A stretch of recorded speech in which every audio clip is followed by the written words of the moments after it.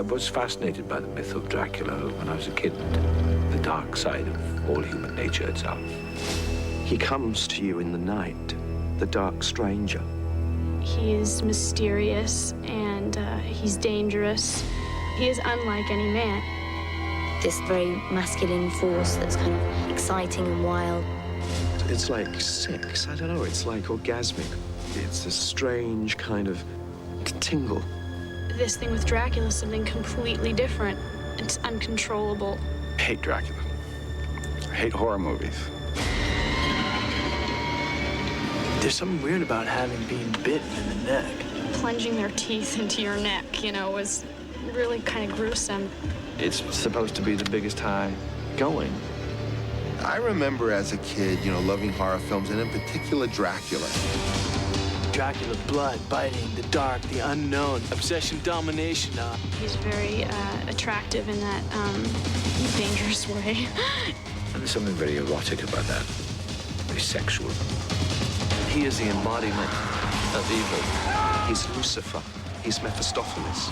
He is like the devil, isn't he? He's the devil.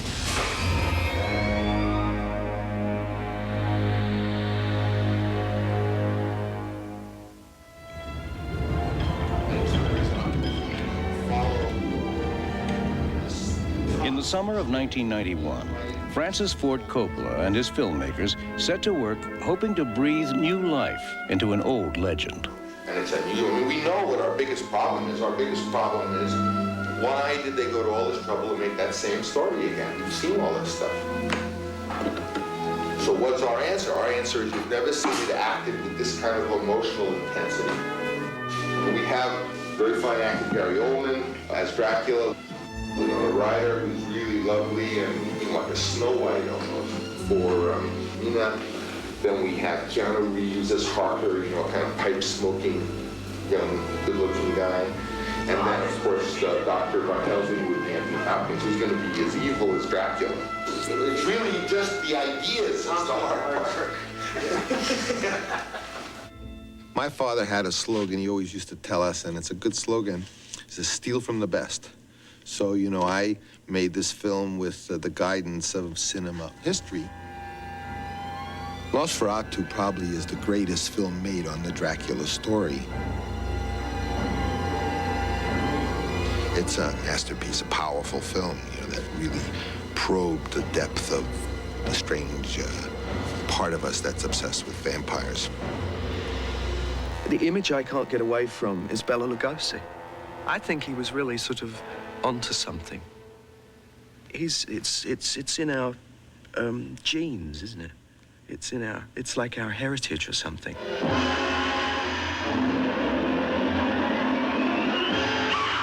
There have been 200 feature films made on Dracula. And I've been the president of the Count Dracula Society for 32 years, and I haven't seen every one of them. I haven't seen all 200.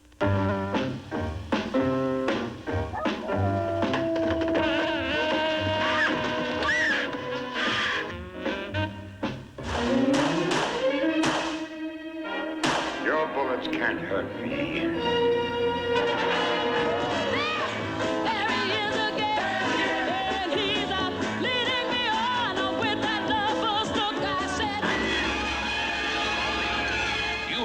Seen Kung Fu until you've seen the Seven Brothers and their one sister in action against Dracula. All of the Dracula films that I had ever seen were paled, literally, when you compared them to what Bram Stoker wrote in 1897. It wasn't there.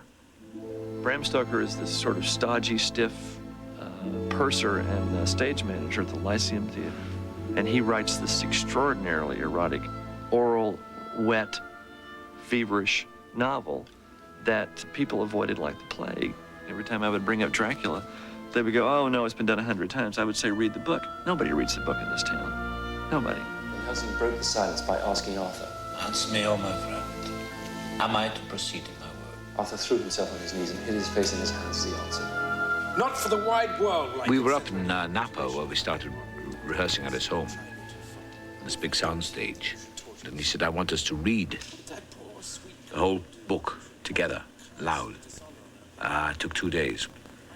And he said, because I want us to absorb, all of us to absorb the book. It was a marathon to read that book.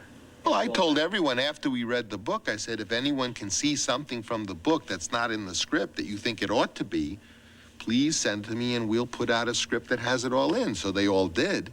And of course, they all made their parts 3 times bigger. Let's stop the presses. Stop. We don't have to change it. We don't have to print it out. No, but we should. You know, when you have all these things, every time we pin it down, it's another nail out of my coffin. Can't go for that. What went on? I don't know. We were all invited up there, most of the cast, and we had rehearsals in the morning. There was a structure, and at night we had dinner. It was some of the best days of my life. I was, you know, with some of the greatest actor people I've ever met, so. All people have memories together, and the cast just comes, they don't have any memories together. So I try to give them as many sensual memories, eating together, having fun together, playing together.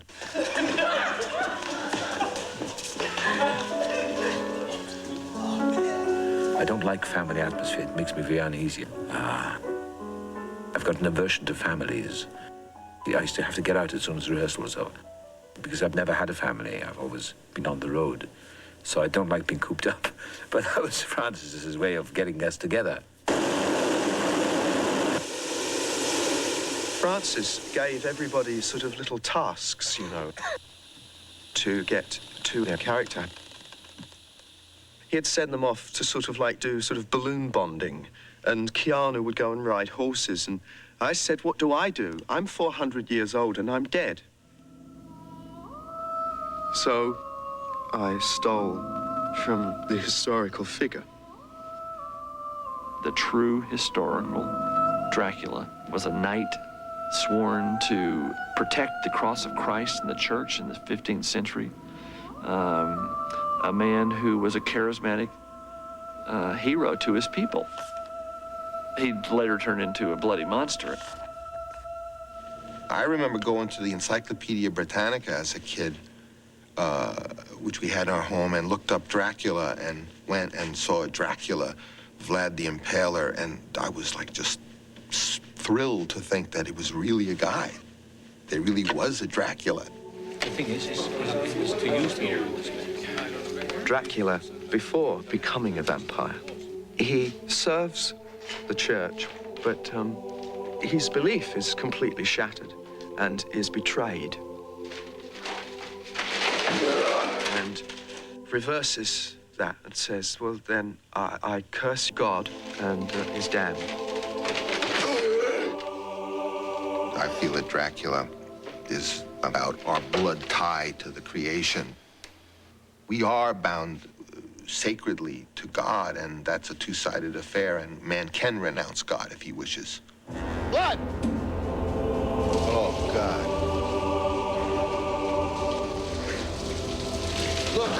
Look, all of you, it's bleeding. The cross is bleeding. My God! How many of us renounce our blood tie to the creative spirit and become Draculas, become soulless? God!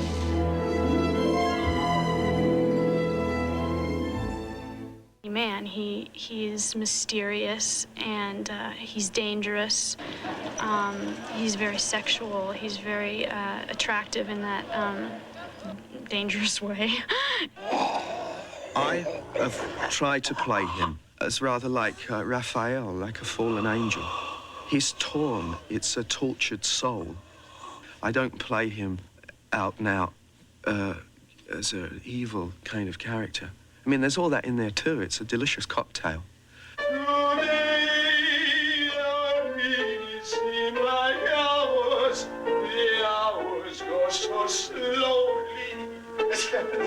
It isn't right. It's Dracula's song. The hours go so slow in the day. I can't wait for the now. Working with him, I don't know Gary that well, but he reminds me of me as I was 15, 20 years ago. And it's interesting, you know. I said to him, you're me 20 years ago. The Gary that I know, he's a very emotional person. Maybe that comes across sometimes as being intense, but I see it more as just extremely emotional. And he has access to those emotions, so he can channel that into his work very easily.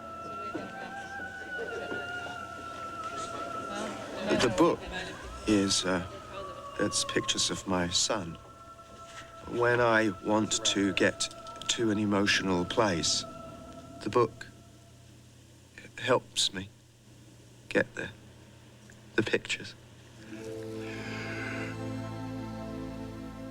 The luckiest man who walks on this earth is the one who finds true love.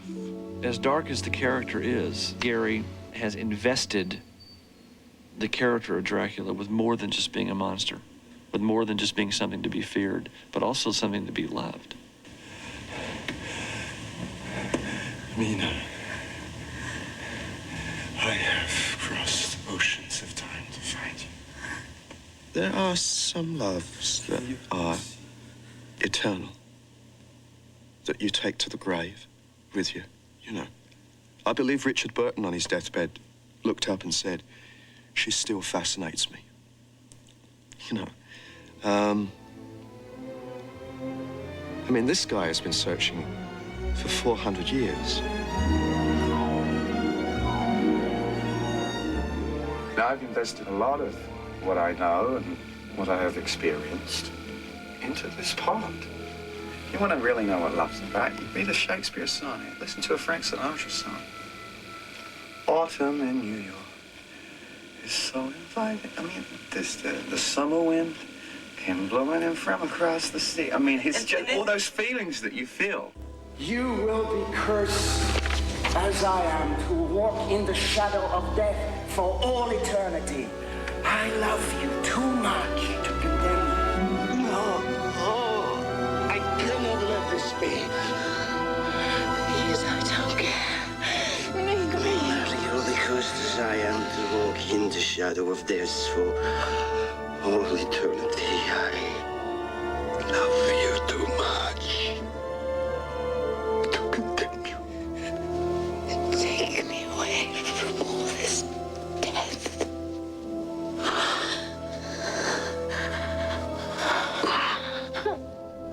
His love and his verve really to live in love is so great, and ultimately he sees that as it's love, it's only love that brings the sweet thoughts and the pure thoughts and everything, and ultimately love conquers death. Love conquers everything.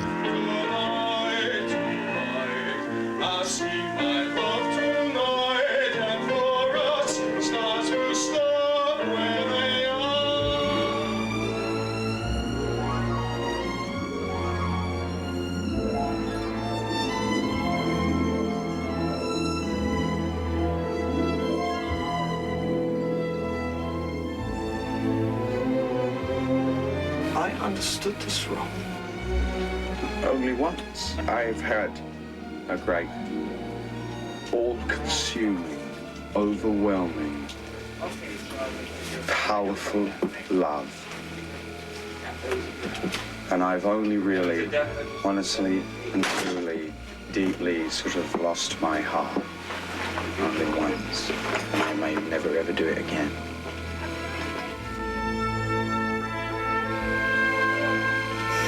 So I know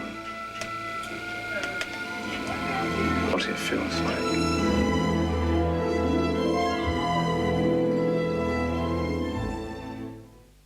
Rehearsal bell. And here we go. And suddenly we're there. London, 1897. Action. Lucy? Abraham Van Helsing. Dr. Van Helsing. Dear Madam Mina. Dear Francois Lucy. Sorry. It's all right. That's good. I like that. I'm sorry. Okay. You just try it again. Very delicate, very, that this is like a moment of a spell. People have asked me, they said, what's it like working on it? I said, it's difficult to describe. I said, it's just, seems to be crazy, and yet it's very creative. It's very full. It's very rich. Everything seems to be pretty close to the storyboard, because they had the storyboard men walking around, they're drawing these sketches. And I thought, what the hell is he doing here? Because, I mean, this is chaos. And yet it all came back, being filtered through like a computer. And that was very reassuring. because it all comes back to storyboard and discipline. Isn't that interesting, the electronic storyboard? Right? They drew the whole thing out, and then they just played out like a cartoon. We go to Hillingham Estate during the day. Mina is running through the garden, a letter in her hand. Lucy! Lucy! Abraham Van Helsing, charmant. Dr. Van Helsing. You'll be the beautiful Madame Mina, dear friend. Working at night, I go home and I look at the script. I stare at the page. I go over and over, and suddenly these ideas come. And I said to my next day we started rehearsing. I said, you know, I'd like to dance with it. I love it. Hey, Nelson. What do you think? Michael, what about getting like a close shot of Van Helsing when he breaks the dance? You know what I mean? When he says. Then we shot the rehearsal according to our notes in the storyboard. Then he edited that again and looked at it and got some ideas from that. Abraham Van Helsing, charmant. Dr. Van Helsing. You'll be the beautiful Madame Mina, dear friend Lucy, yes. How is she, Doctor? She's still very weak. She whispered to me something of your Jonathan Harker and your concern, your worry for him.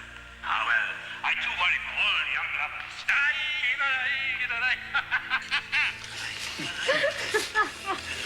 I remember that day. Remember that day? Yeah. Okay. Let's try another rehearsal, please. God help us. Dr. Van Helsing is loose. What a loony. When you get to the set, it's all there for you. Then it all fuses together. And then it proves to you that the rehearsal was worth it. The darkness is in life, my child. And there are lights. And you are one of the lights, dear Mina. The light of all light. I don't really like rehearsing that much, but I'm glad we did on this because it helped me to find something for myself. But a prolonged rehearsal for a film I find kind of tedious. I find it strangely non-productive because it changes when you get into the location, onto the set. You can have that. You want that. But we can't do it the way we have to do it. How can we do it? We gotta do it backwards. We gotta do the scene backwards. You wanna do the scene backwards? Let me explain something about the script. You guys put a lot of lines in the script. That's what's in there now. So the script is of the way you wanted it. So you can review it. No. Remember, it's all of it's okay. It's all right. You want to sit down and just read the lines? I thought you knew them. Something about the scene. I don't know what it is. I mean, we didn't really kind of. I mean, Well, the idea, they're all confronting you. There's a lot of tension. There's a lot of things. We made something that was like that. We've made it like that. Yeah. So now we got to play it. I think with a given situation of a director like him and a bunch of actors, and like Gary Oldman, who's very kind of, passionate. Myself, I've always been a fighter, but now I've calmed down over the years, mellowed out a bit, I suppose. People are volatile. That's the way it is. You can't take it too seriously, Probably, in reality, the thing is going to happen pretty fast. Yeah. You confront them, they attack you. Van Helsing challenges you, you make your last statement, and then you leave. Yeah. Gary was not happy with the scene. Anthony Hopkins was not happy with the scene. Nobody knew quite what to do. It's because these two guys are standing there having a dialogue scene. And Gary's going crazy because they're not afraid of me. I know that, Francis, but it's like you're saying in the last scene where we're in the bed making love and I have a bit of dialogue and then I cut my chest and you suck it, so it'll be all right on the day. I mean, I'm saying I can't just wing it. I can't just kind of come in here and wing it with it. I've got to know what the scenes, what we're saying to one another before I... Well, that's what originally there were no lines like this. Yeah. And you're asking me sort of where is everyone going to go? And I sort of say with all the lines or without all the lines. I'm giving you a chance to kind of play all this stuff. But there's a big action thing going on. With swords and stuff, it's very hard for me to set it in that way. If you want to go back set by piece by piece, it just wasn't happening. And I wanted to discuss the content of the scene. Like, this is a rehearsal. This is my time, as well as yours.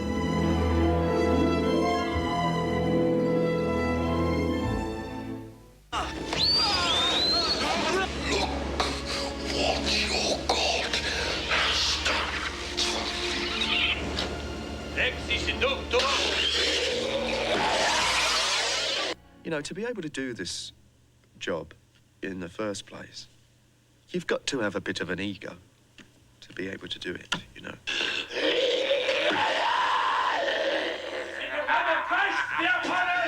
Whether you're in a movie or whether you stand on a stage and say, look at me, I'm interesting. I mean, that takes a lot of ego, you know. And Francis has one the size of San Francisco. And I've got a pretty big one too. And I think it's a good, I think it's a good thing to see that energy gave me great hope. Because you go, ooh, that's the guy that made Apocalypse Now. That's the guy that made The Godfather, you know. Cut. Good. Once again. You're stepping off the cliff, you know, when you start to make a film, you know it. It's all part of the creative experience, you know, it all kind of is the soup. And then the soup is done, all the ingredients were really part of it. And when you get it, it's really the act of creation. Because you didn't really create it, you presided over it, which is the way we create. And it's thrilling for that reason. Good. It's a wrap. Good night, everybody.